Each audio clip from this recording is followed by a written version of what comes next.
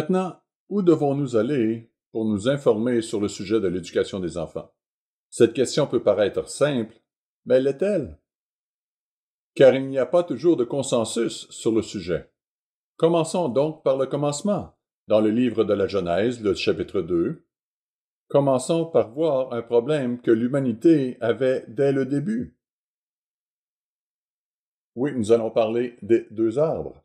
Regardons le verset 15. Genèse 2, 15. L'Éternel Dieu prit l'homme et le plaça dans le jardin d'Éden pour le cultiver et pour le garder. L'Éternel Dieu donna cet ordre à l'homme, tu pourras manger de tous les arbres du jardin. Il lui a donné beaucoup d'arbres pour qu'il puisse manger librement. Et bien sûr, lorsque nous regardons autour de nous, dans notre monde moderne, nous avons toutes sortes de fruits qui sont à notre disposition grâce aux moyens de transport modernes. Il y a des fruits qui existent dans d'autres parties du monde que nous ne connaissons pas. Il y a d'autres fruits dont nous ne savons rien. Le jacquier est une plante dont j'ignorais tout, jusqu'à ce que j'aille en Inde. Il y a cette grosse et vilaine pousse sur le côté des arbres. Pas sur les branches, mais près du tronc. Il la coupe, et il y a un fruit à l'intérieur. Cela ressemble à une pêche ou quelque chose comme cela. Pas une pêche entière, mais une tranche de pêche. Un goût très différent. Je suppose que la plupart des personnes présentes dans cette salle ne l'ont jamais goûté. Je n'en ai jamais vu dans les supermarchés de cette partie du monde. On en trouve peut-être dans certains magasins spécialisés, mais je n'en ai jamais vu. Et bien sûr, il y a les noix de cajou. Mais combien ont déjà goûté le fruit de la noix de cajou? Car pour chaque fruit, il n'y a qu'une noix de cajou. Le fruit est très sucré, très savoureux, mais il est souvent transformé en vin ou en liqueur. Mais j'imagine que tous ces fruits étaient présents dans le jardin d'Éden. Dieu devait certainement en avoir produit beaucoup. Poursuivons, verset 17. Mais tu ne mangeras pas de l'arbre de la connaissance du bien et du mal, car le jour où tu en mangeras, tu mourras certainement. Je tiens à préciser qu'il s'agissait de la connaissance de l'arbre du bien et du mal. Et c'est ce que nous voyons dans notre monde aujourd'hui, nous voyons le bien et le mal. C'est un peu comme les gens. Très peu de gens sont entièrement mauvais, et personne n'est entièrement bon. Mais même les personnes malveillantes ont parfois de bonnes qualités, d'une manière ou d'une autre. Nous ne les reconnaissons pas toujours. Nous avons tendance à diaboliser les dictateurs et autres. Peut-être ne sont-ils pas aussi mauvais que nous le pensons. Ils ont leurs problèmes, mais, comme on le dit, la première victime de la guerre est la vérité. C'est ainsi que l'on diabolise l'opposition. C'est vrai pour la politique, c'est vrai pour beaucoup de choses dans la vie, où l'on diabolise quelqu'un. Et pourtant, c'est l'arbre de la connaissance du bien et du mal. Tout n'est pas mauvais dans la vie. Il y a de bonnes choses que nous pouvons apprendre d'une multitude de sources. La Bible est très claire à ce sujet. La sagesse nous entoure, comme le dit le livre des Proverbes. Ce ne sont pas les mots exacts, mais c'est à peu près l'idée. Mais l'arbre de la connaissance du bien et du mal indique qu'il y a des choses qui se mélangent. Lorsque nous adhérons à une doctrine ou à une idée, nous pouvons très bien manger ou boire de l'arbre de la connaissance du bien et du mal. Certaines choses sont bonnes, mais d'autres laissent à désirer. Et par la suite, l'humanité a toujours mangé du mauvais arbre. Nous arrivons à un moment où Dieu nous appelle à ce que nous appelons le baptême. Nous pouvons lire cela dans Romains 6. Ce chapitre est sans doute lu et expliqué à chaque personne avant son baptême. Dans Romains 6, il est question du baptême, et au verset 3, il nous est dit, Romains 6, verset 3, « Ignorez-vous que nous tous qui avons été baptisés en Jésus-Christ, c'est en sa mort que nous avons été baptisés? Nous avons donc été ensevelis avec lui par le baptême en sa mort. Nous avons été immergés dans un réservoir d'eau ou un ruisseau, une rivière ou même une piscine, et cela représente la mort de notre vieux moi, afin que, comme Christ est ressuscité des morts par la gloire du Père, de même nous aussi nous marchions en nouveauté de vie. Verset 5. En effet, si nous sommes devenus une même plante avec lui par la conformité à sa mort, nous le serons aussi par la conformité à sa résurrection, sachant que notre vieil homme, le vieux moi, a été crucifié avec lui, afin que le corps du péché soit réduit à l'impuissance, pour que nous ne soyons plus esclaves du péché, ou plus serviteurs du péché. Il y a beaucoup de choses à dire à ce sujet. Comme le docteur Meredith avait l'habitude de citer Galates 2:20, c'est très profond quand on y réfléchit. Nous devons le considérer d'une manière très personnelle. En lisant Galates 2:20, j'ai été crucifié avec Christ. Moi, mon vieil homme, ma façon de penser, ma façon de faire les choses. J'ai été crucifié avec Christ, et si je vis, ce n'est plus moi qui vis, c'est Christ qui vit en moi. Si je vis maintenant dans la chair, je vis dans la foi au Fils de Dieu, plus exactement la foi du Fils de Dieu. En d'autres termes, la foi de Dieu en moi, pas seulement ma foi, mais la foi de Dieu. Verset 20, qui m'a aimé et qui s'est livré lui-même pour moi. Le Christ nous a aimés et s'est livré lui-même pour nous. Mais nous voyons que nous devons être crucifiés avec le Christ. Qu'est-ce que cela signifie? Nous voyons dans le livre d'Ésaïe, Ésaïe 55, et je commencerai au verset 7. Nous pourrions commencer plus tôt, mais pour gagner du temps, débutons au verset 7. Ésaïe 55, verset 7. Que le méchant abandonne sa voie et l'homme d'iniquité ses pensées, qu'il retourne à l'Éternel, qui aura pitié de lui, à notre Dieu qui ne se lasse pas de pardonner. Lorsque j'ai été conseillé pour le baptême, on m'a dit que je ne devais pas seulement me repentir des choses que j'avais faites, mais aussi de ce que j'étais. Et j'avoue que je n'ai pas vraiment tout compris à l'époque. J'ai dû le comprendre dans une certaine mesure, mais c'était il y a longtemps, et il m'est difficile de me souvenir de toutes mes pensées. Je ne me souviens que de certaines pensées de cette époque. Se repentir des actions passées ne suffit pas. Il est nécessaire de se repentir de notre façon de penser. Comme il est dit que le méchant abandonne sa voie, les choses que nous faisons, les actions que nous avons eues, et l'homme d'iniquité ses pensées, la façon dont nous pensons, la façon dont nous raisonnons. Lorsque nous avons été baptisés, avons-nous compris que nous devions non seulement nous repentir de ce que nous avions fait, mais aussi de notre façon de penser en tant qu'être humain? Nous devons réaliser que notre nature humaine est telle que nous devons nous en repentir. Remarquez-le dans Romains 8. Je pourrais continuer à dire que les pensées de Dieu ne sont pas les nôtres et ainsi de suite, et que ses voies sont plus élevées que les nôtres, mais allons à Romains 8. Vous pourrez lire les versets 8 et 9 dans Ésaïe 55. Mais reportons-nous à Romains 8, verset 7. C'est un verset que beaucoup mémorisent. Romains 8, verset 7. Car l'affection de la chair, c'est-à-dire un esprit physique, charnel, séparé de l'Esprit de Dieu, est inimitié contre Dieu parce qu'elle ne se soumet pas à la loi de Dieu et qu'elle ne le peut même pas. L'esprit physique, séparé de l'Esprit de Dieu, est en désaccord avec Dieu. Il pense qu'il sait mieux que Dieu. Or, ceux qui vivent selon la chair ne sauraient plaire à Dieu. Verset 9. Pour vous, vous ne vivez pas selon la chair, mais selon l'Esprit, si du moins l'Esprit de Dieu habite en vous. Si quelqu'un n'a pas l'Esprit de Christ, il ne lui appartient pas. Mais lequel d'entre nous a l'Esprit du Christ parfaitement en lui? Pleinement en lui, au point de ne pas avoir à lutter contre les mauvaises attitudes et les mauvaises pensées et les mauvaises façons de voir les choses. Dans 1 Corinthiens 3 et le verset 1.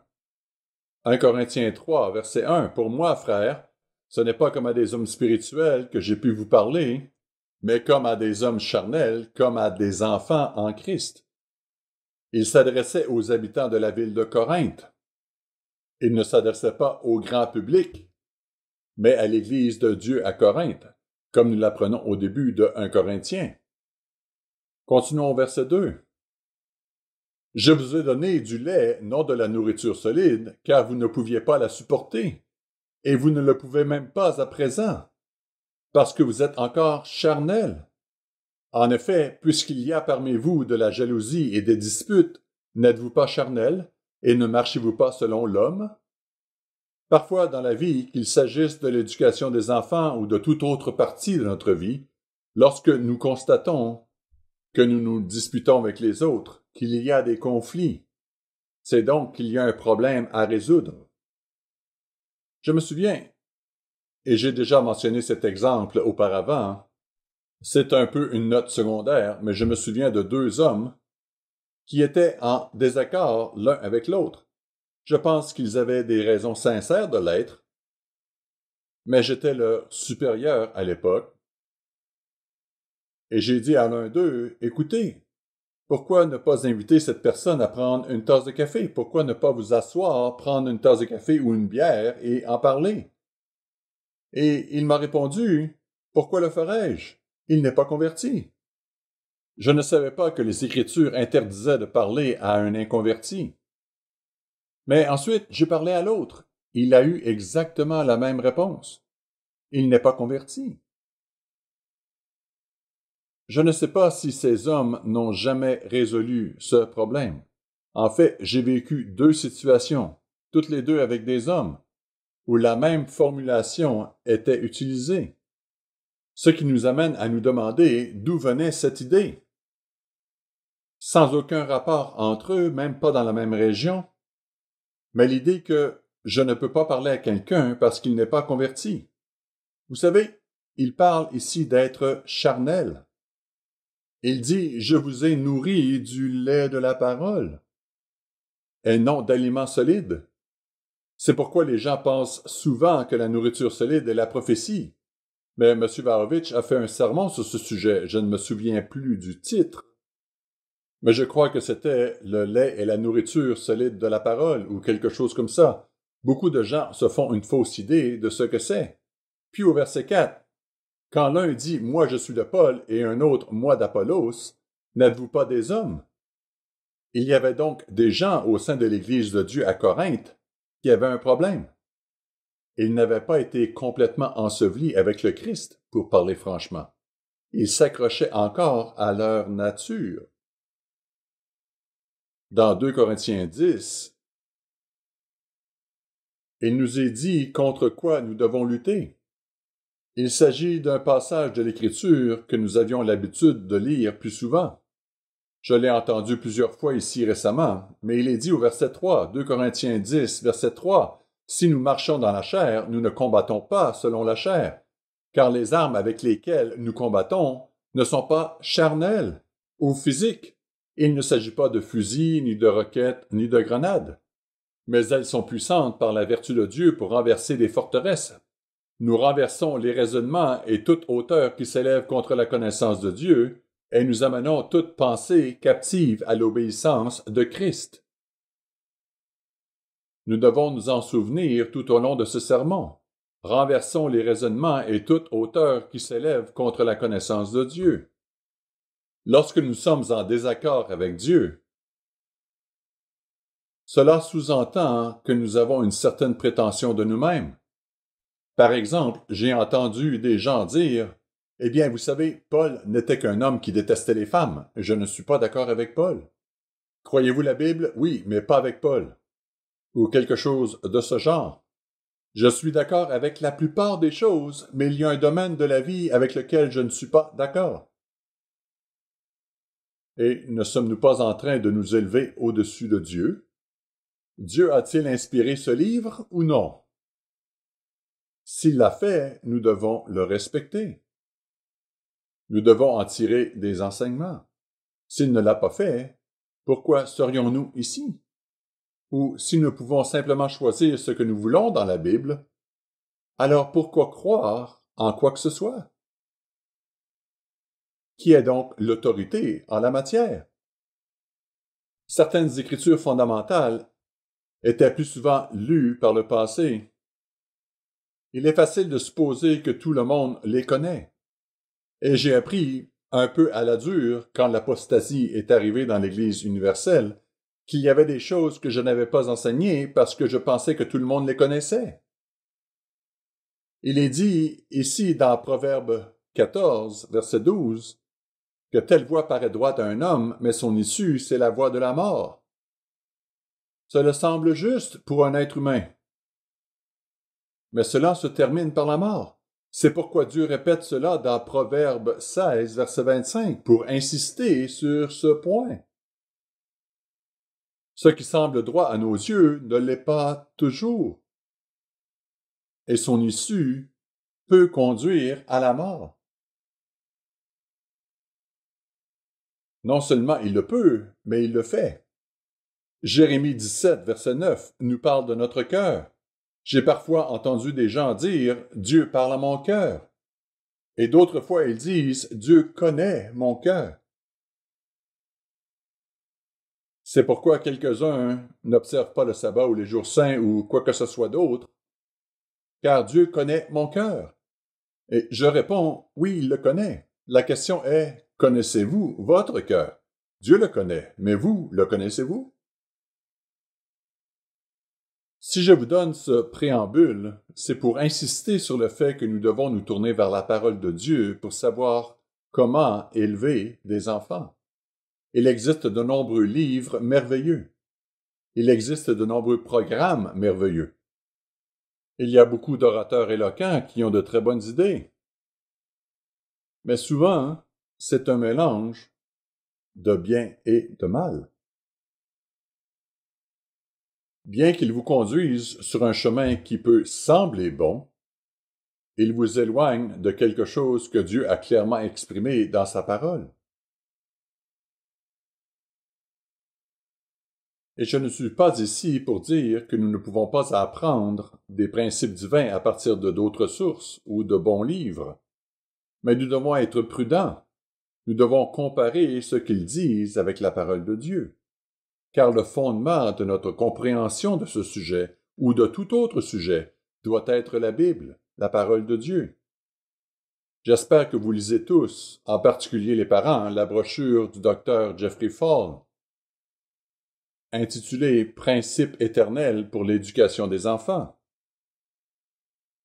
Si j'ai bien compris, le docteur Meredith a demandé à M. Fall, ou Dr. Fall, d'écrire cette brochure parce qu'il y avait un résultat positif avec ses actions parentales.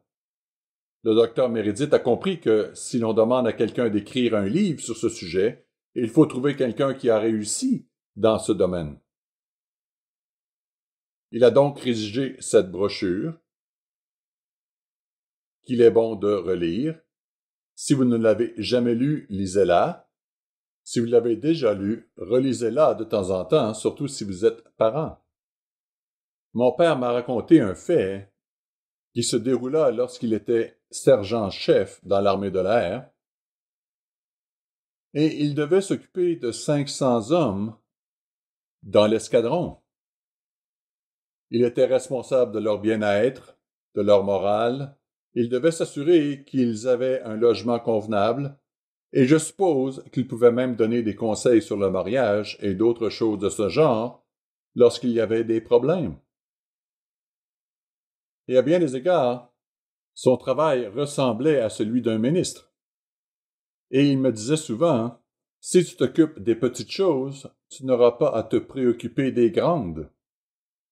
Occupe-toi des petites choses et tu n'auras pas à te préoccuper des grandes. » Vous l'avez sans doute entendu sous d'autres formes, par exemple, arrêter le problème avant qu'il ne commence. Nous avons sans doute tous entendu cela, ou encore étouffer le problème dans l'œuf. C'est comme un bourgeon sur un buisson ou un arbre. Cassez-le, et vous n'aurez plus à vous préoccuper des fruits ou des feuilles, quels qu'ils soient. Enrayez l'émergence, arrêtez-le quand il est petit. Et combien de femmes ont utilisé le dicton « un point à temps en vaut 100 ».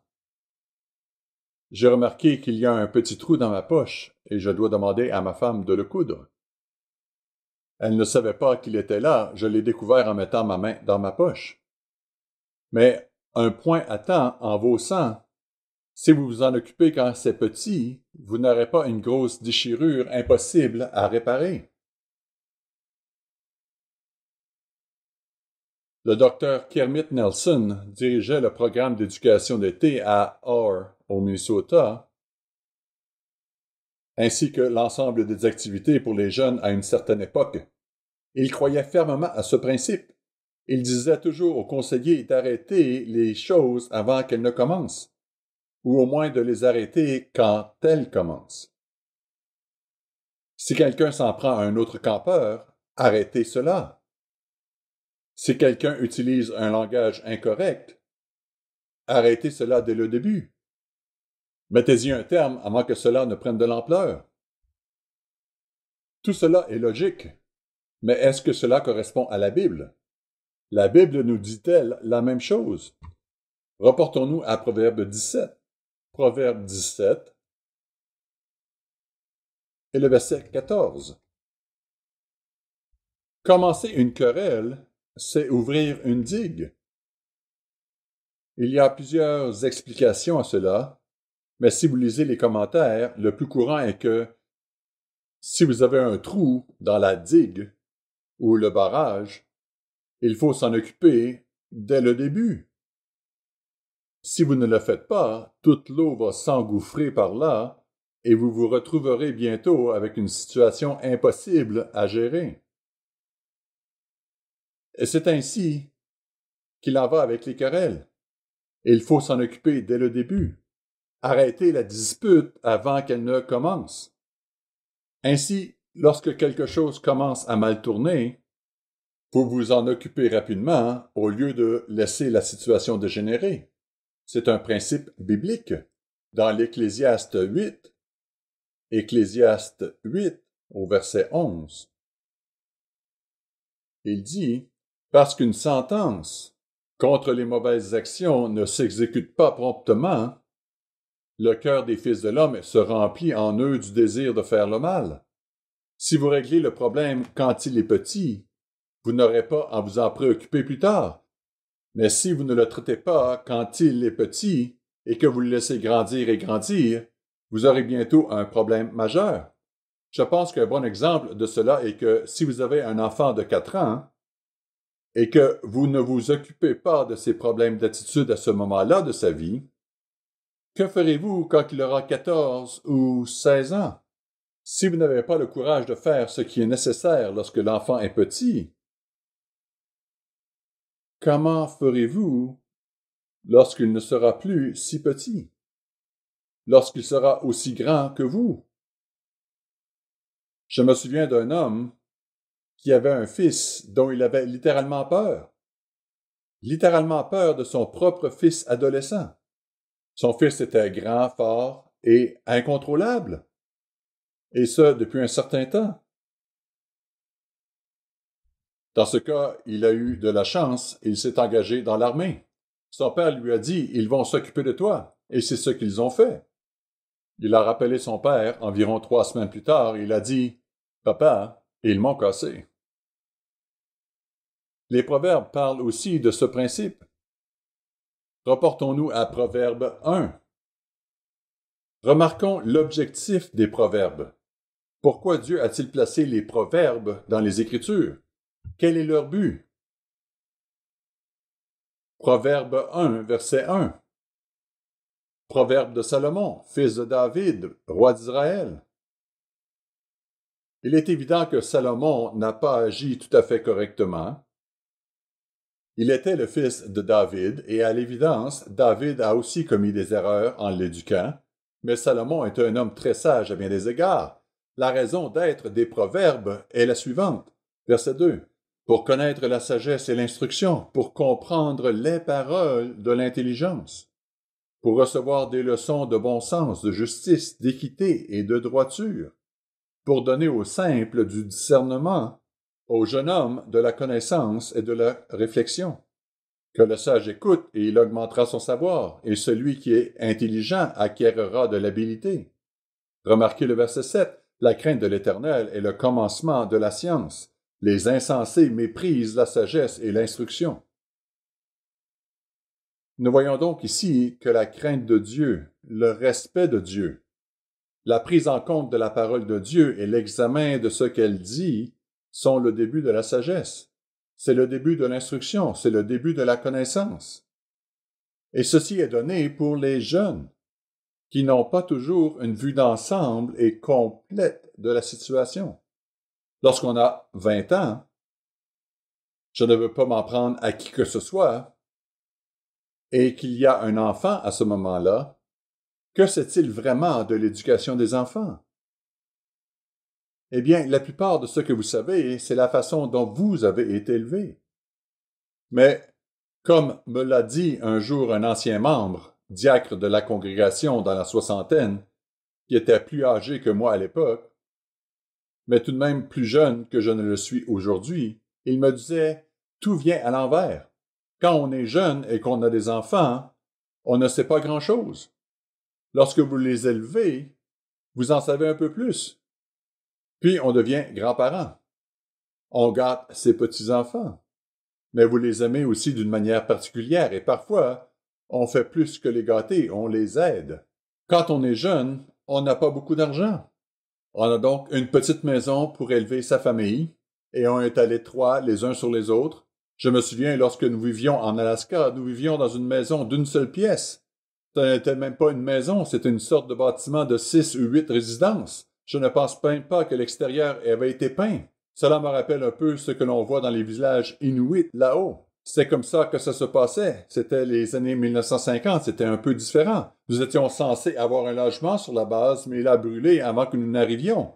Nous avons donc dû vivre au milieu de nulle part. Nous avons tous survécu à 4 dans cette petite maison d'une seule pièce. Seule la salle de bain était séparée. Tout le reste n'était qu'une pièce. Et c'est probablement plus petit que dans mes souvenirs parce que, quand on est petit, tout paraît plus grand que plus tard. Mais c'est ainsi que beaucoup de gens commencent dans la vie. Ils commencent avec un appartement, un petit appartement ou quelque chose comme cela, et vous commencez à élever une famille et vous avez besoin de plus de place. Et finalement, lorsque vos revenus vous permettent d'acheter une maison plus grande, les enfants sont tous partis. Vous n'en avez plus besoin. Comme ce diacre le souligna, tout semble fonctionner à l'envers. Mais Dieu le sait et il a des raisons pour cela.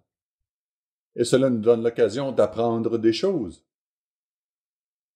Les proverbes sont là pour nous enseigner, surtout quand nous sommes jeunes. Mais lorsque nous sommes jeunes et que nous commençons, nous pensons souvent tout savoir. Or, ce n'est pas le cas.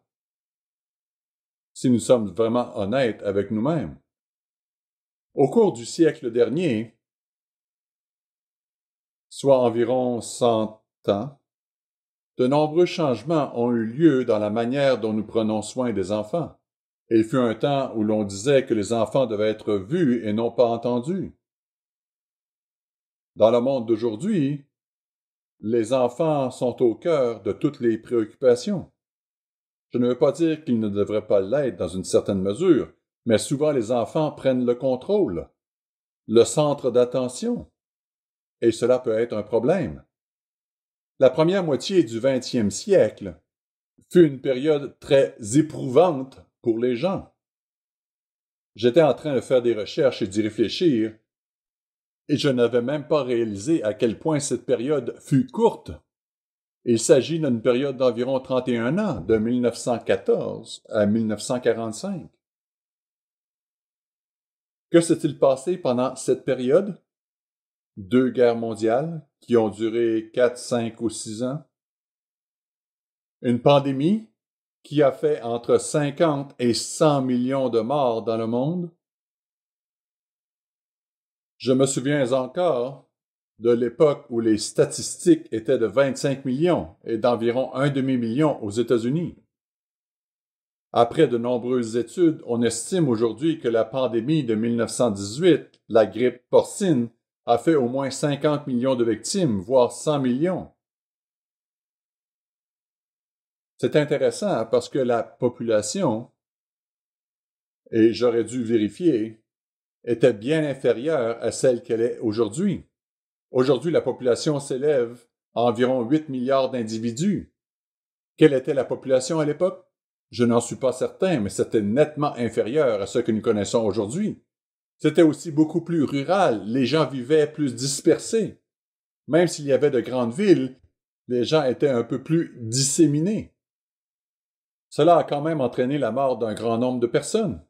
Cette pandémie était beaucoup plus mortelle que le COVID. Et entre les deux guerres mondiales s'est produite la Grande Dépression. Alors que les années passent et qu'on s'éloigne de cette période, j'imagine que la plupart de nos jeunes ne saisissent pas vraiment l'effet de la Grande Dépression. Bien que les personnes dont les parents ont connu cette époque l'aient vécue différemment en raison de leur perception de l'argent, de l'épargne et divers autres aspects. Mais j'aimerais lire un extrait de Britannica.com. On y lit « La Grande Dépression a commencé aux États-Unis comme une récession ordinaire au cours de l'été 1929. Le ralentissement s'est cependant nettement aggravé à la fin de 1929 et s'est poursuivi jusqu'au début de l'an 1933. Ce ne fut pas la fin de la dépression, c'est juste le moment où la crise a stagné. Elle s'est poursuivie jusqu'en 1939, selon certaines sources. En fait, c'est ce que dit cette source.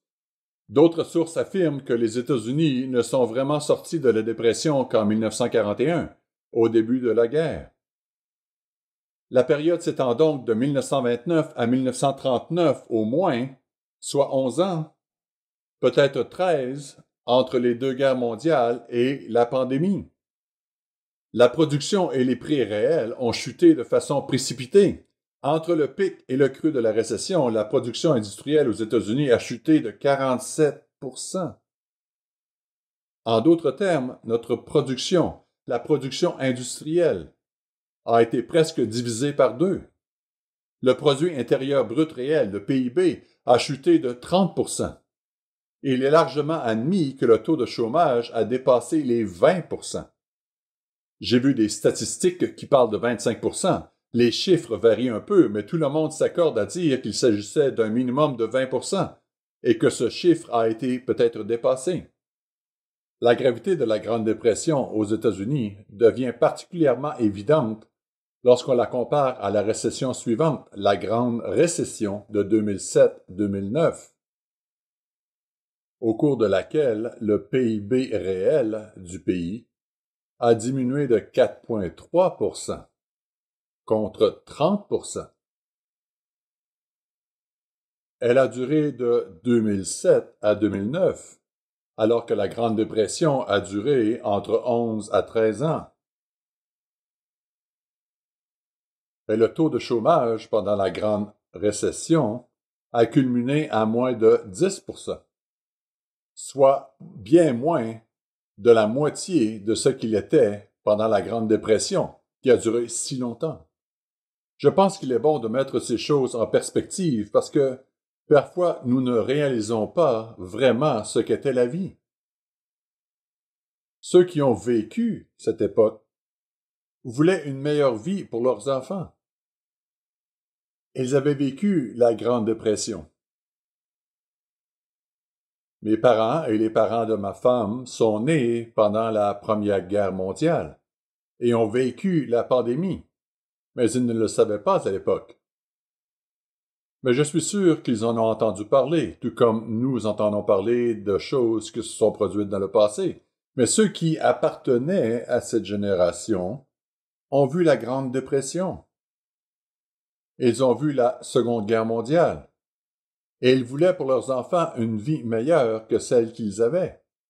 C'est ainsi qu'est arrivé le docteur Benjamin Spock, qui a réagi à l'éducation rigide et sans émotion de la première moitié du 20e siècle. J'ai entendu des histoires, même dans ma famille et celle de ma femme, sur le fait que les pères étaient parfois très durs, très stricts, d'une certaine manière. Je sais que, même dans le cas de mon grand-père, ma belle-mère m'a dit un jour qu'elle pensait que mon grand-père était plutôt cruel et dur. Mon père a simplement répondu, eh bien, il travaillait dur et attendait de son entourage qu'il travaille dur. Ils étaient obligés de le faire. Ils n'avaient pas tous les programmes sociaux dont nous disposons aujourd'hui. Maintenant, à tort ou à raison, le docteur Spock a été considéré par beaucoup comme la cause d'une génération d'enfants gâtés. Mais j'aimerais remettre les choses en perspective, car, comme je l'ai dit, tout n'est pas bon ou bien, et tout n'est pas mauvais. Le docteur James Dobson, qui est connu pour son approche plutôt stricte de l'éducation des enfants, a écrit ce qui suit. Il a dit que le feu Dr. Benjamin Spock, qui a écrit l'éternel best-seller Baby and Child Care, Soins aux bébés et aux enfants, c'est ainsi que les gens ont élevé leurs enfants avec ce livre après la guerre, a été sévèrement critiqué pour son approche de laisser aller en matière d'éducation des enfants. On lui reproche d'affaiblir l'autorité parentale et de produire une génération entière d'enfants irrespectueux et indisciplinés. Pour l'homme de la rue, le docteur Spock est devenu un symbole de permissivité et d'indulgence dans les relations parents-enfants. La perception est la réalité, et de toute évidence, c'est le docteur Spock qui a donné cette perception. Mais le docteur Dobson dit ceci, c'était un coup bas. Il poursuit, j'ai déjeuné avec lui un jour après que nous avions été invités à une émission de télévision nationale, et j'ai constaté que nos points de vue étaient étonnamment similaires sur la plupart des sujets, mais pas sur la politique. Le docteur Spock était contre la guerre du Vietnam, et il le dit haut et fort. Il s'agissait donc manifestement d'une période plus tardive de sa vie. Longtemps après avoir écrit Baby and Child Care, Soins aux bébés et aux enfants, peut-être en réponse aux critiques dont il a fait l'objet, le Dr. Spock a publié un article de clarification intitulé How Not to Bring Up a Bratty Child, comment ne pas élever un enfant turbulent. Il écrivit la soumission parentale, c'est-à-dire les parents qui cèdent à leurs enfants, n'évite pas les désagréments. Elle les rend inévitables. La défiance d'un enfant, dit-il, rend le parent de plus en plus rancunier jusqu'à ce qu'il finisse par exploser dans une manifestation de colère. Il continue. Le moyen d'amener un enfant à faire ce qui doit être fait ou à cesser de faire ce qui ne doit pas être fait, elle doit être claire et nette à chaque fois. La fermeté des parents rend aussi l'enfant plus heureux. Cette déclaration est intéressante parce que, bien avant que je lise ce texte hier, bien avant cela, ma femme et moi avons observé que les enfants indisciplinés sont des enfants malheureux. Il suffit de regarder et vous verrez que les enfants indisciplinés, les enfants où il n'y a pas de discipline de la part des parents, sont des enfants malheureux. Enfin, juste avant sa mort à l'âge de 93 ans, le docteur Spock a été cité comme ayant dit « C'est très bien que les parents respectent leurs enfants ». Et on insiste beaucoup sur le fait que nous devons respecter nos enfants. Il existe de nombreux ouvrages sur ce sujet. Nous ne sommes pas nécessairement en désaccord avec cela, mais je pense que nous respecterions normalement nos enfants. Nous aimons nos enfants. Et il a ajouté, mais ils oublient souvent de demander le respect en retour. C'est ce qu'a dit le docteur Spock plus tard dans sa vie. Il est bon que les parents respectent leurs enfants, mais ils oublient souvent de demander le respect en retour. Je dirais plus que demander, je dirais exiger le respect. Faites les choses qui suscitent le respect. Le docteur Spock avait tout à fait raison, dit le docteur Dobson. Si vous ne prenez pas position tôt avec votre enfant, en d'autres termes, lorsque le problème est mineur, petit, elle est contrainte par sa nature de vous pousser encore plus loin. J'aime aussi cela parce qu'il dit qu'elle est contrainte. Autrefois, c'était le générique « il » qui comprenait tout, mais aujourd'hui, pour être politiquement correct, le docteur Dobson utilise le féminin.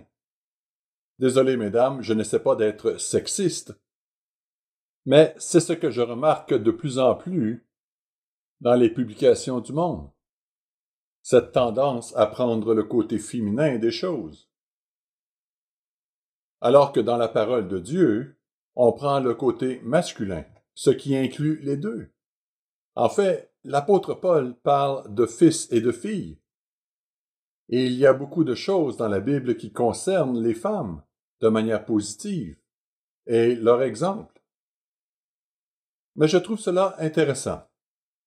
Il ajoute, Si vous ne prenez pas position très tôt avec votre enfant, elle est obligée par sa nature de vous pousser plus loin. Cela semble négatif, mais il aurait peut-être dû dire lui, parce qu'il se rebute davantage par sa nature de vous pousser plus loin.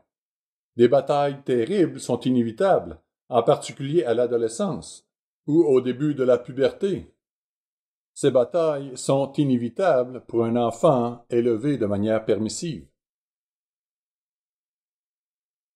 Le parent hésitant et culpabilisé, qui cherche avant tout à éviter la confrontation, se retrouve souvent à crier ou à menacer tout au long de la journée et finit par frapper l'enfant. En d'autres termes, il s'agit de battre l'enfant. En fait, la violence physique peut être le résultat final. Elle peut aller jusqu'à la maltraitance totale. Cependant, si le père et la mère ont le courage et la conviction d'exercer un leadership ferme dès les premiers jours de l'enfance, dans un contexte d'amour sincère, les deux générations jouiront d'une atmosphère d'harmonie et de respect. C'est précisément ce que j'essaie d'enseigner depuis plus de 40 ans. Aujourd'hui, en plus de Benjamin Spock et de James Dobson, beaucoup d'autres personnes se sont lancées dans la distribution de conseils sur l'éducation des enfants. Vous avez des livres sur la façon de négocier avec votre enfant.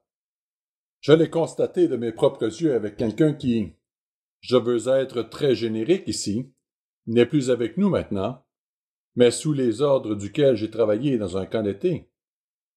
Il s'agissait toujours de négocier avec les adolescents. Certains livres nous disent de ne jamais dire non à votre enfant. Laissez-le se trouver lui-même. C'est un peu extrême. Je ne sais pas combien de parents l'ont essayé, mais cela ne dure pas très longtemps. Ou encore des livres sur l'apprentissage du raisonnement avec l'enfant. Voici comment raisonner avec l'enfant. Les livres du Dr. Ross Campbell sur comment aimer vraiment votre enfant, comment aimer vraiment votre adolescent. Il y a aussi Love and Logic, qui met l'accent sur l'amour de l'enfant et l'utilisation de la logique. Je ne sais pas si beaucoup d'enfants de 4 ans comprennent la logique,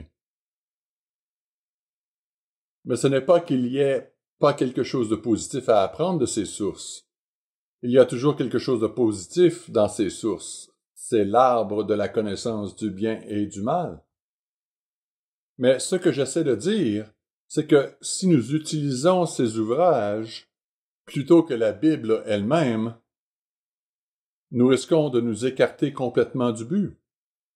Le résultat final de certains de ces livres et de ces colonnes de conseils est que c'est inutile. Il suffit de parler et de ne jamais donner une fessée à un enfant. Bien sûr, ils ne disent jamais fessée, ils utilisent des mots comme battre ou autre, avec ce genre de langage. Et on nous dit que si vous donnez une fessée à un enfant, il apprendra la violence, parce que vous avez utilisé la violence sur lui.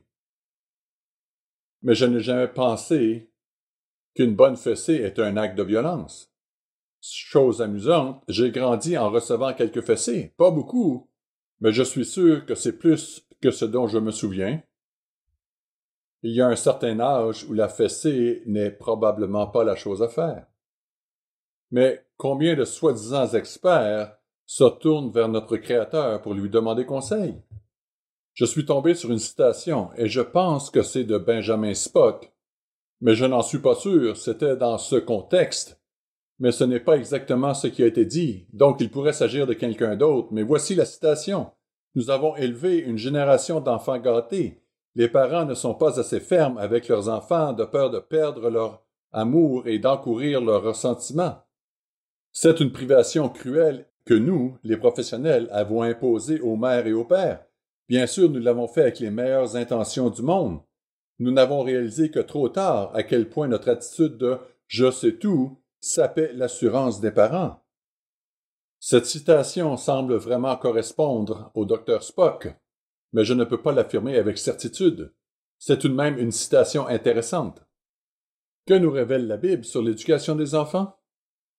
C'est pour cette raison que j'ai consacré beaucoup de temps au contexte, parce que les gens choisissent ce qu'ils veulent croire au sujet de la Bible. Voyons ce que dit Jean 13. Jean 13, versets 13 à 17. Verset 13. Vous m'appelez Maître et Seigneur, et vous le dites bien, car je le suis.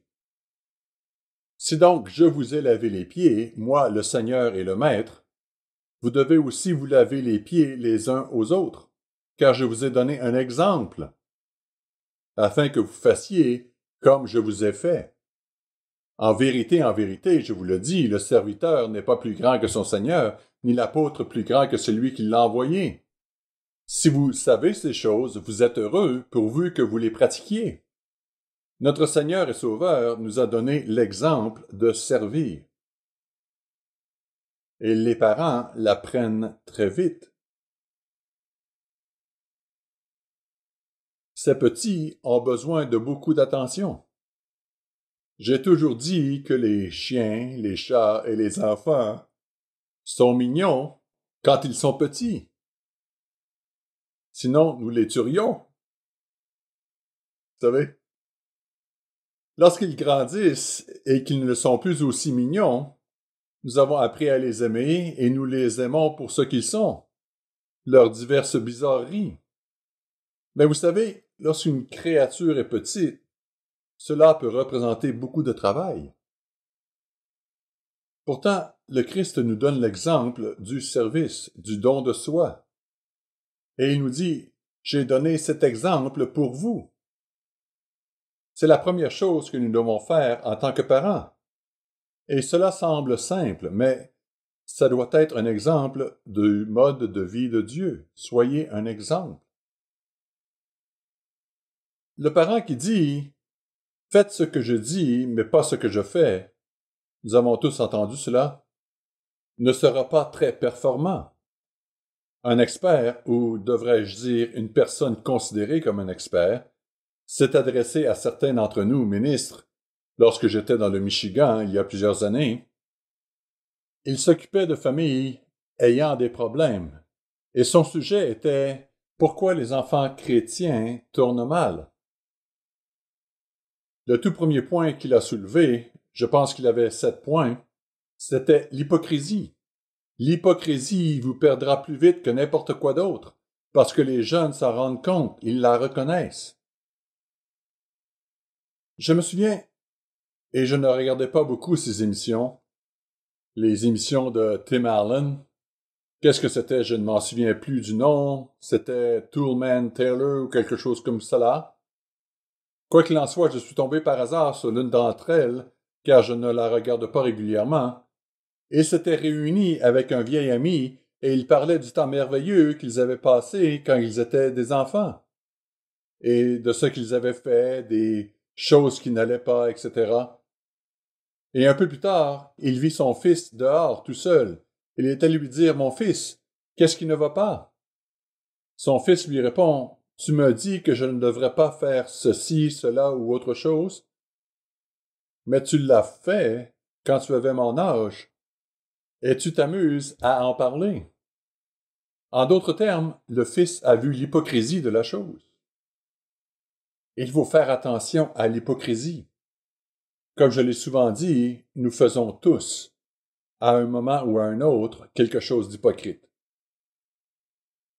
Mais les enfants savent faire la différence entre une simple erreur et un mode de vie hypocrite. Lorsque vous prêchez une chose, mais que vous agissez constamment autrement, il y a un décalage. Le Christ a donné l'exemple. Et si nous voulons suivre son exemple, nous devons être nous-mêmes un exemple. Pas seulement un exemple de service, mais un exemple en tout temps. Dans 1 Pierre 5. 1 Pierre chapitre 5, verset 1. Pierre dit, verset 1, « Voici les exhortations que j'adresse aux anciens qui sont parmi vous. Moi, ancien comme eux, témoin des souffrances de Christ et participant de la gloire qui doit être manifestée. Paissez le troupeau de Dieu. paisser le troupeau de Dieu. Être le berger d'un troupeau de moutons est quelque chose d'important. David était un berger. Moïse le fut pendant une quarantaine d'années. Dieu veut que nous apprenions quelque chose dans le fait de s'occuper de brebis sans défense. La compassion et l'amour pour ces brebis. David aimait suffisamment les brebis pour les défendre. Il aurait pu dire « Oh, ce loup, je ne veux pas me batailler avec lui » ou « ce lion ou cet ours, je vais les laisser tranquilles ». Mais non, il a pris soin d'elles, des brebis. Combien de parents sacrifieraient leur vie pour sauver leurs enfants?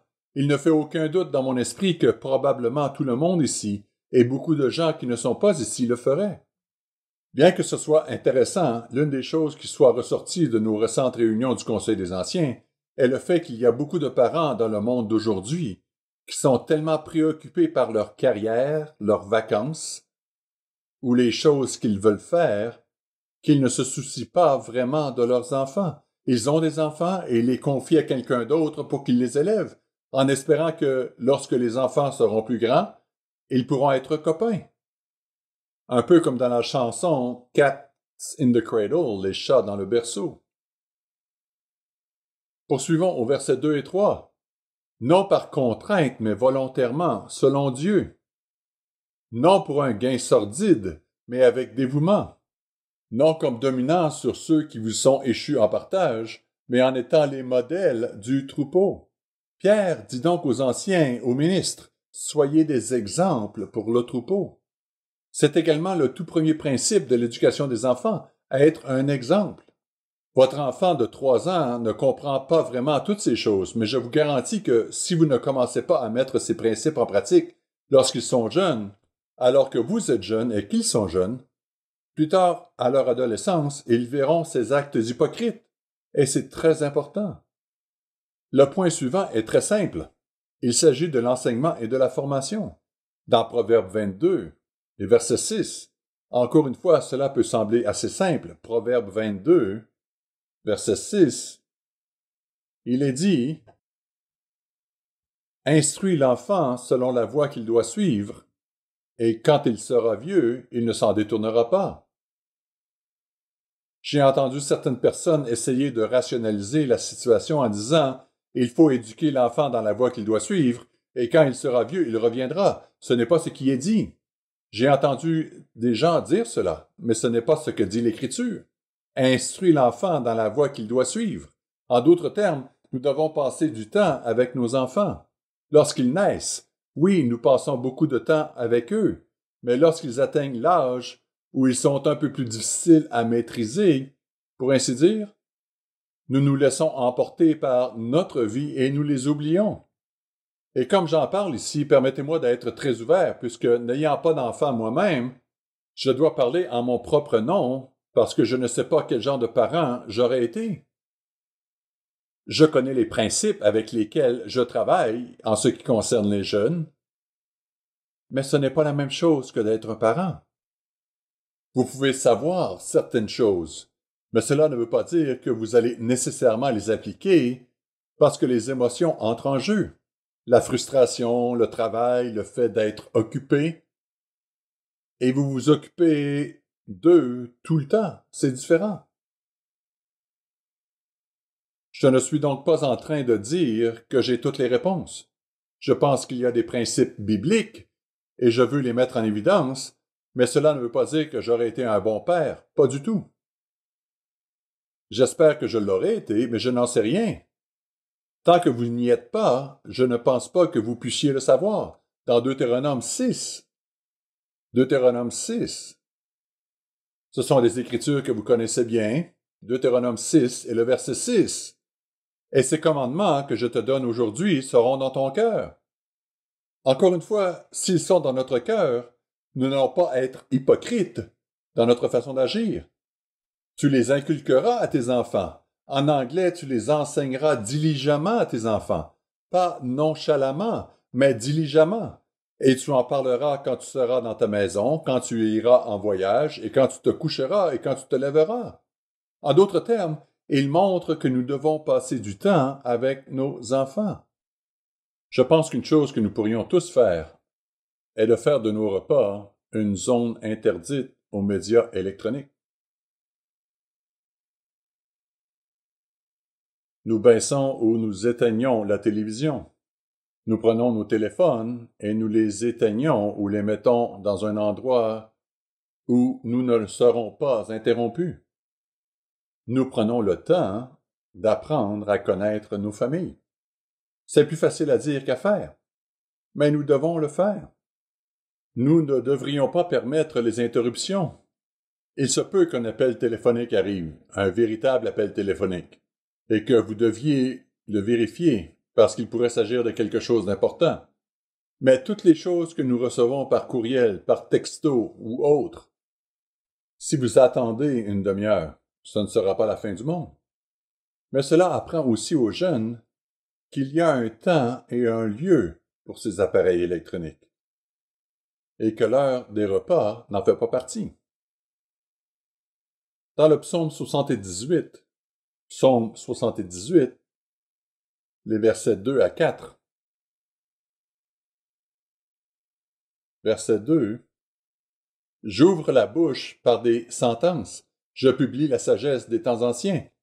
Ce que nous avons entendu, ce que nous savons, ce que nos pères nous ont raconté, nous ne le cacherons point à leurs enfants.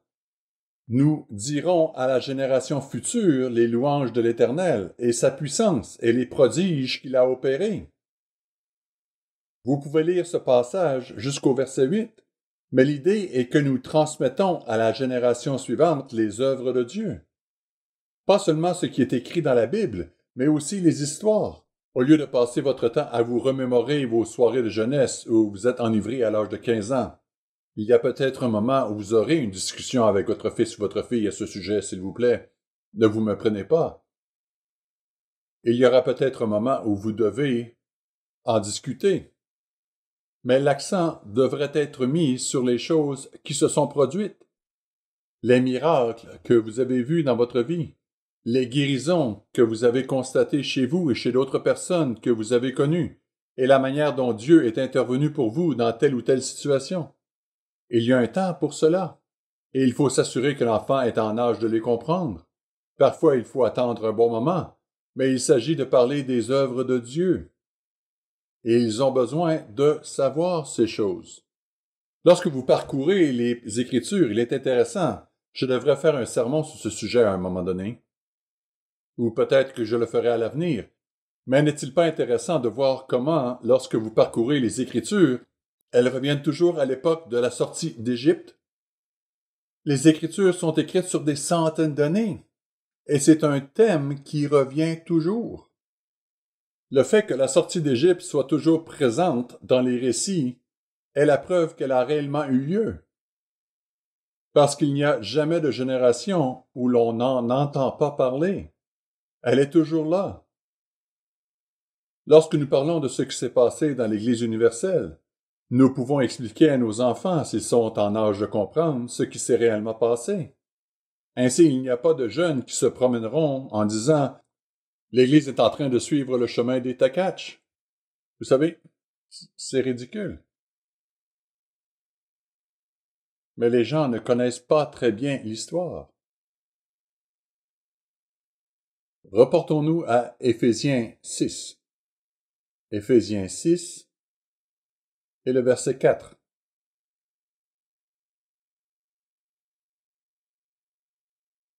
Éphésiens 6, verset 4. « Et vous, pères, n'héritez pas vos enfants, mais élevez-les en les corrigeant et en les instruisant selon le Seigneur. » Il y a deux choses ici. La première est que nous devons les élever dans la formation et l'exhortation du Seigneur. Mais aussi, dans ce processus, nous ne devons pas les provoquer à la colère. Ne soyez pas si durs avec eux et n'attendez pas la perfection au point de les décourager. Il s'adresse aux pères, car ce sont eux, en majorité, qui ont tendance à se comporter ainsi, bien que ce ne soit pas toujours le cas. Les mères le font aussi parfois. Mais en tant qu'hommes, nous voulons parfois trop de perfection de la part de nos enfants. Et cela ne devrait pas être le cas. Le livre des Proverbes a beaucoup à dire. Mais un autre principe est l'amour. Reportons-nous à 1 Jean chapitre 4. Il est dit que Dieu est amour, 2 fois, au verset 8 et au verset 16.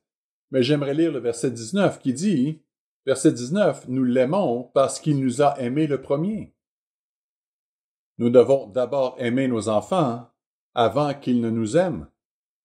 Cela peut sembler simple, mais l'amour implique une action. Il ne s'agit pas seulement de sentiments, mais d'action. Il peut être accompagné de sentiments, mais l'amour est une action. Quel type d'action? Nous vivons comme un exemple. Enseigner, former, prendre le temps, passer du temps avec nos enfants, jouer avec eux. Même un petit jeu enfantin quand ils ont 7 ou 8 ans. Prendre 15 minutes avant de faire autre chose. Quand on rentre à la maison, pour passer du temps avec eux. Ce n'est pas toujours facile. Tout ce qui précède est absolument essentiel. Mais certains jeunes parents pensent qu'il suffit d'aimer et de raisonner avec leurs enfants.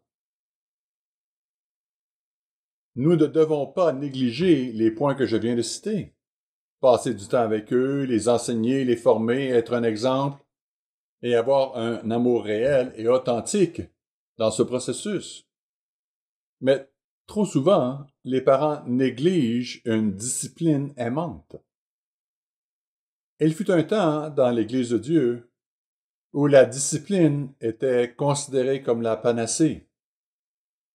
Et franchement, il y a eu ce que j'appellerais des abus dans l'Église, où les gens pensaient que donner la fessée à leurs enfants était la réponse à tout. Ce n'est certainement pas le cas. Mais nous pouvons aller jusqu'à l'autre extrême, où nous pensons en savoir plus que Dieu. Reportons-nous à Hébreux 12. Hébreux 12, versets 5 et 6. Hébreux 12, versets 5 et 6. Et vous avez oublié l'exhortation qui vous est adressée comme à des fils. Mon fils, ne méprise pas le châtiment du Seigneur, et ne perds pas courage lorsqu'il te reprend. Car le Seigneur châtie celui qu'il aime. Il châtie. Il ne sort pas une palette à fesser, mais il laisse venir sur nous des problèmes qui sont douloureux. Et il frappe de la verge tous ceux qu'il reconnaît pour ses fils. Si Dieu, notre Père céleste, sait que vous et moi avons parfois besoin d'être châtiés et qu'il nous aime suffisamment pour le permettre, même si je suis sûr qu'il n'aime pas plus que quiconque de nous voir souffrir, il est prêt à le faire. Et s'il le fait, pourquoi ne le ferions-nous pas? Si vous remarquez bien, il s'agit d'une citation. Elle est tirée du Proverbe 3, versets 11 et 12. L'auteur des Hébreux, que nous croyons être Paul, s'est donc référé au Proverbe pour expliquer cette situation. Et nous devrions également nous tourner vers les Proverbes, car ils nous en disent beaucoup sur ce sujet. Voyons ce que les Proverbes nous révèlent sur la nature d'un enfant. Le Proverbe 22 et le verset 15. Proverbe 22, verset 15, nous apprend quelque chose sur la nature de l'enfant. Verset 15. La folie est attachée au cœur de l'enfant. Il n'est probablement pas nécessaire d'être parent pour s'en rendre compte, mais la folie est attachée au cœur de l'enfant. Et le proverbe ajoute, la verge de la correction l'éloignera de lui.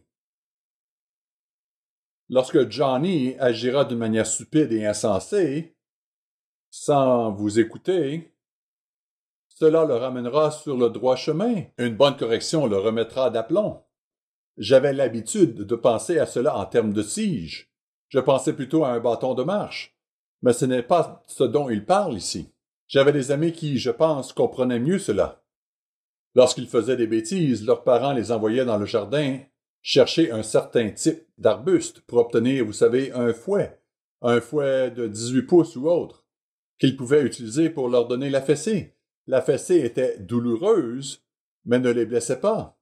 Je n'ai jamais eu cela.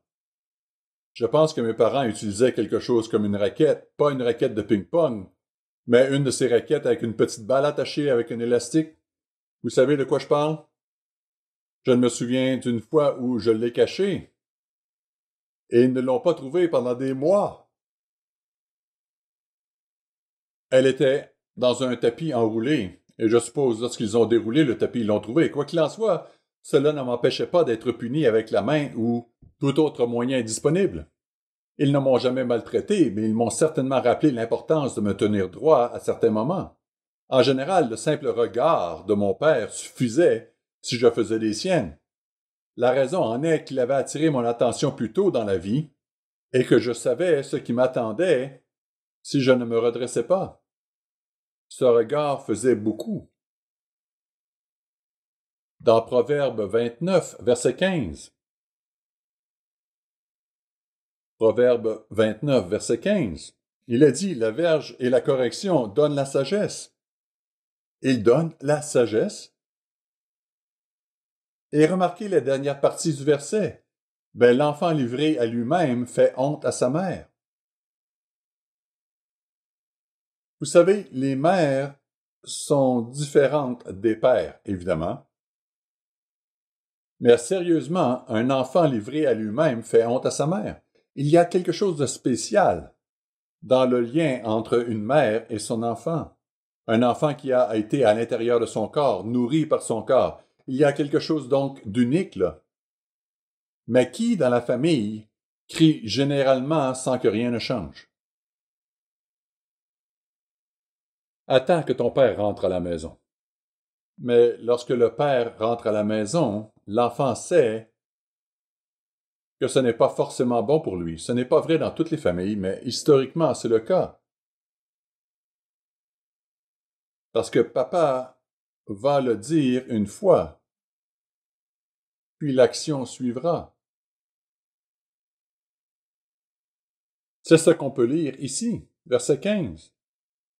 Un enfant livré à lui-même, un enfant qui n'a pas de directive, ou qui est laissé libre de faire ce qu'il veut, fera honte à sa mère.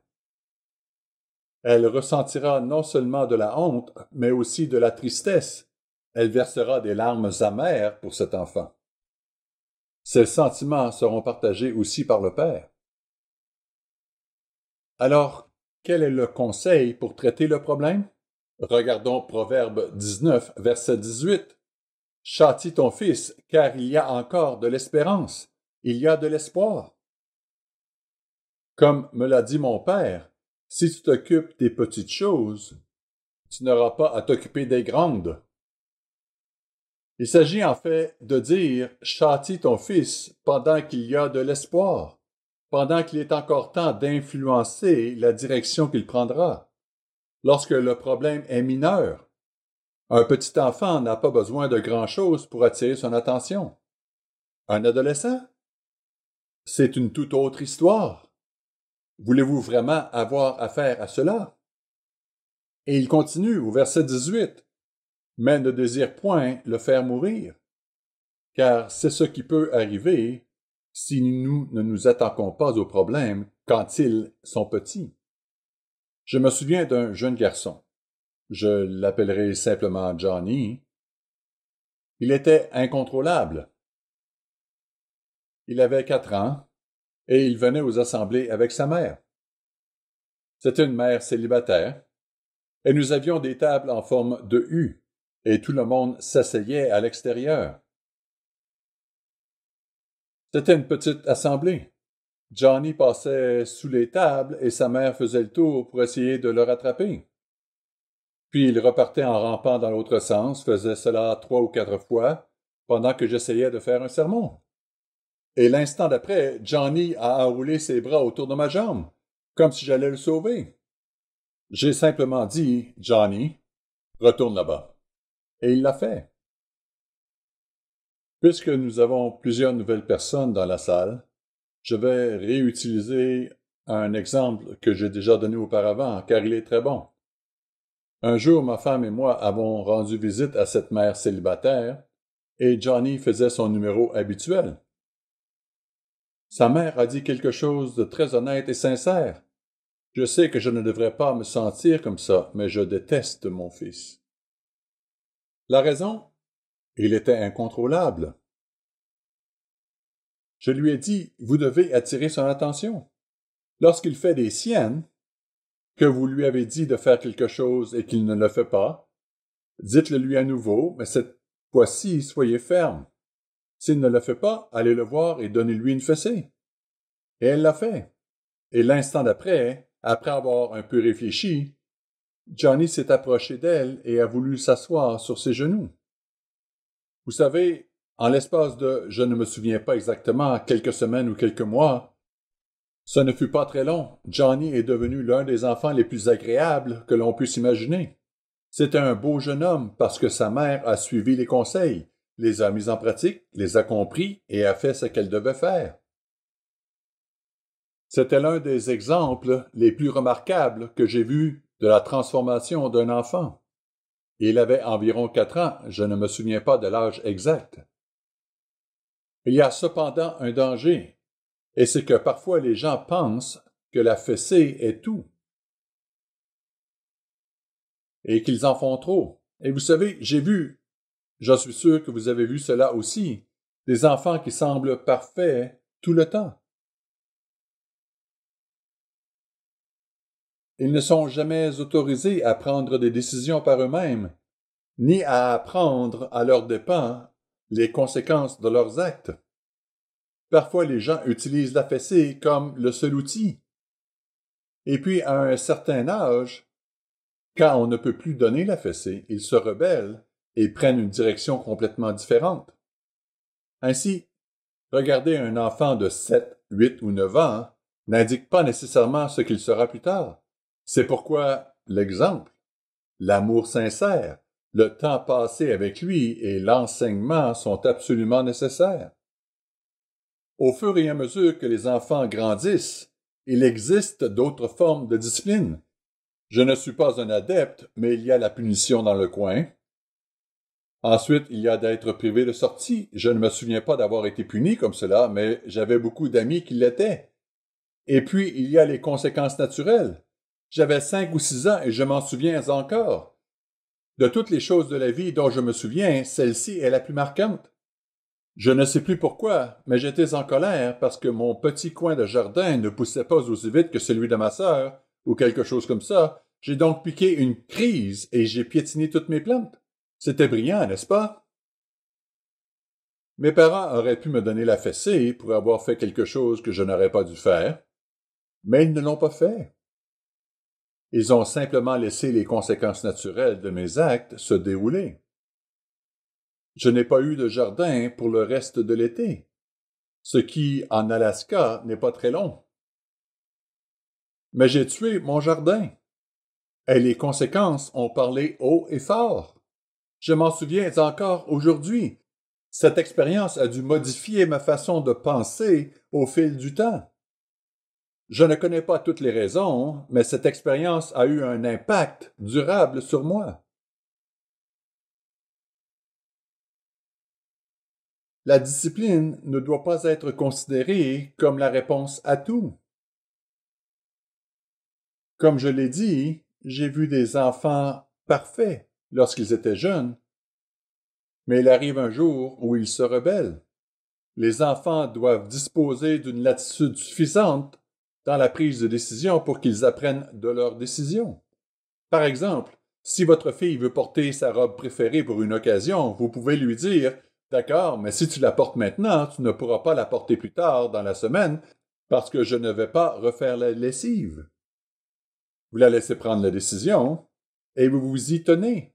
Elle apprend que papa et maman font ce qu'ils disent. Si je prends cette décision, il y aura des conséquences à cette décision. Sans l'exemple, l'amour, l'instruction, le temps passé avec eux, le pardon, la compassion et la miséricorde, la punition physique ne fonctionnera pas à long terme. Mais nous avons une génération de jeunes gens qui pensent que tout ce dont j'ai besoin, c'est l'amour et des paroles. Et ils ne se rendent pas compte que Dieu a beaucoup à dire sur l'éducation des enfants. Il y a tant d'autres choses que je n'ai pas abordées aujourd'hui. Mais réjouissons-nous des enfants dont Dieu nous a gratifiés. Encore une fois, la brochure des principes éternels pour l'éducation des enfants de Jeffrey Fall est très importante. J'espère que vous prendrez le temps de la lire. Permettez-moi de conclure avec le psaume 127. Psaume 127. Je vais le lire au verset 1 à 5. « Si l'Éternel ne bâtit la maison, à moins que Dieu ne soit impliqué dans notre famille, ceux qui la bâtissent travaillent en vain. Si l'Éternel ne garde la ville, celui qui la garde veille en vain. En vain vous vous levez de bon matin, vous vous couchez tard, et vous mangez le pain de douleur. Il en donne autant à ses bien-aimés pendant leur sommeil. » Puis il ajoute au verset 3, « Voici, des fils sont un héritage de l'Éternel. Le fruit des entrailles est une récompense. Comme les flèches dans la main d'un guerrier, ainsi sont les fils de la jeunesse. Heureux l'homme qui en a rempli son carquois. » J'ajoute, qui sont bien entraînés. Et il ne sera pas confus quand ses fils parleront avec des ennemis à la porte. Alors, vous tous qui êtes parents, nous vous aimons, nous aimons vos enfants, et nous savons que vous aimez vos enfants. Utilisez la parole de Dieu comme le fondement sur lequel construire.